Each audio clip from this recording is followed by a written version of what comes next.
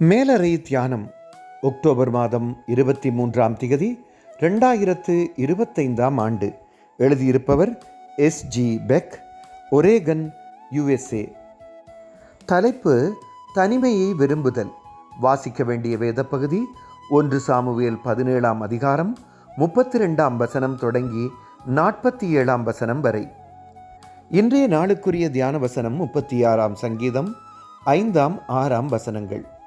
கர்த்தாவே, உமது கிருபை வானங்களில் விளங்குகிறது.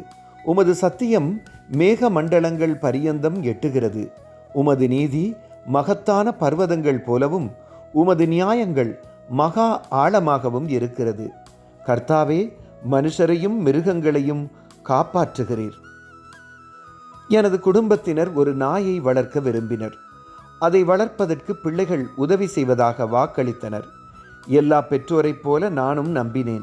இறுதியில் தினமும் 2 முறை நாய்க்குட்டியை நீண்ட கயிற்றில் கட்டி எமது பண்ணையை சுற்றி அழைத்து வரும் பொறுப்பு எனதாகிவிட்டது. இந்த பொறுப்பினால் எனது நாளாந்த வேலைக்கு இடைஞ்சல் ஏற்பட்டது. அதிகமான நாட்கள் காற்று முகத்தில் வேகமாக அடித்தது. பாதை கரடுமுரடாக இருந்தது. சில சமயங்களில் தலையையும் கழுத்தையும் மூடியிருந்த உடை ஆகாயத்தையும் பறவைகளையும் பார்க்க தடையாக இருந்தது. அவற்றால் என்னில் சிறிய எரிச்சல் குணம் வெளிப்பட்டது. ஆனால் தனிமையில் இருந்த என்மேல் இயற்கை ஏற்படுத்திய தாக்கம் என்னை ஆச்சரியப்பட வைத்தது. கடவுள் என்னை அங்கே சந்தித்தார்.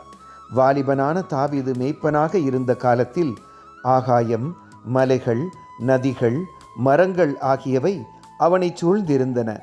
வாழ்நாள் முழுவதும் தாவீது கடவுளுடனான உறவை வைத்திருக்க அவை உதவின. 12 மாதங்கள் நாய்க்குட்டியுடன் உலாவினேன்.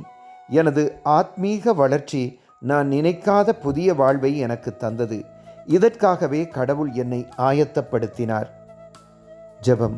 அன்பான தகப்பனே, நீங்கள் பேசுவதை கேட்க அமைதியான இடத்தை தேடிக்கொள்ள உதவி செய்யுங்கள்.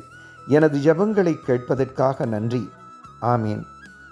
இன்றைய நாளுக்குரிய சிந்தனை: இன்று கடவுளுடன் நேரம் செலவு செய்ய தனிமையை எங்கே தேடுவேன்?